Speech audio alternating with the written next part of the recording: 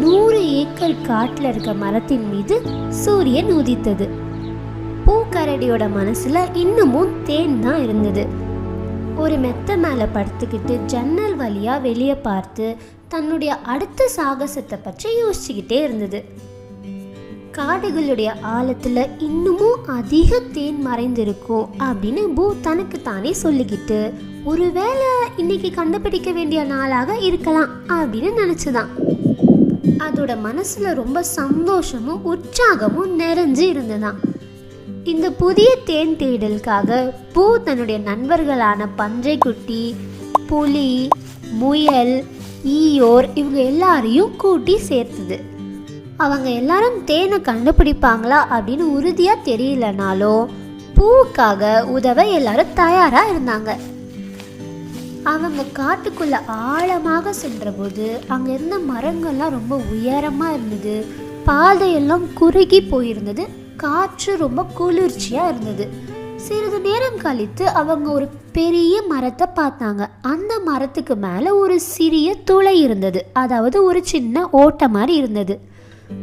பூ உடனே அங்கதான் தேன் இருக்குது, நான் கண்டிப்பா சொல்றேன் அப்படின்னு சொன்னான். ஆனா ஓட்டம் மிக உயரமா இருந்ததுனால அதை ஏறுவதற்கு ரொம்ப கடினமா இருந்தது.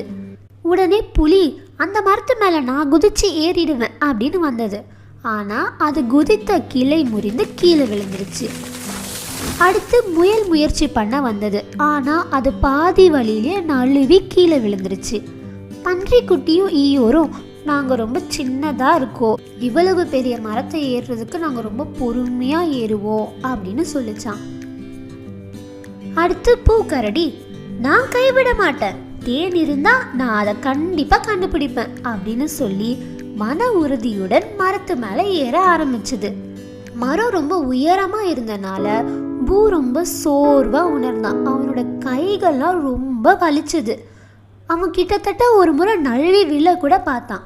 ஆனாலும் ஒவ்வொரு முறையும் தனக்காக அங்கே தேன் காத்துட்ருக்கு அப்படின்னு நினச்சி அவன் தொடர்ந்து மரத்துக்கு மேலே ஏற ஆரம்பித்தான்.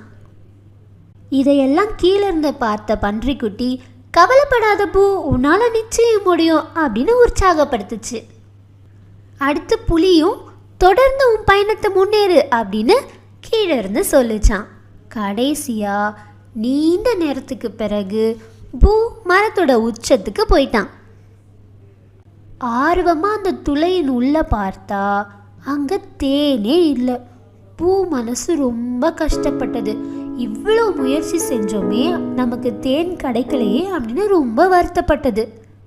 அப்போ அவனுக்கு ஒன்று தோணுச்சான், என்னோட நண்பர்கள் என்னை எப்படியெல்லாம் உற்சாகப்படுத்தினாங்க, நானும் நம்பிக்கை தளராமல் முன்னேற முயற்சி செஞ்சேன். இதெல்லாம் நினச்சி பூ ரொம்ப சந்தோஷப்பட்டுதான். கீழே இறங்கி வந்த பூ தன்னோட நண்பர்களிடம் அங்கே தேனே இல்லை அப்படின்னு சொன்னான். ஆனாலும் கவலைப்படாதீங்க, நம்ம எல்லாரும் தொடர்ந்து முயற்சி செஞ்சதில் நான் ரொம்ப பெருமைப்படுறேன் அப்படின்னு சொன்னானா. உடனே முயல் சொன்னதான், எல்லாம் சுலபமாக வராது, ஆனால் கடைசி வரைக்கும் எப்படி முயற்சி பண்ணணும் நீ எனக்கு காட்டியிருக்க, ரொம்ப நன்றி அப்படின்னு சொன்னதான்.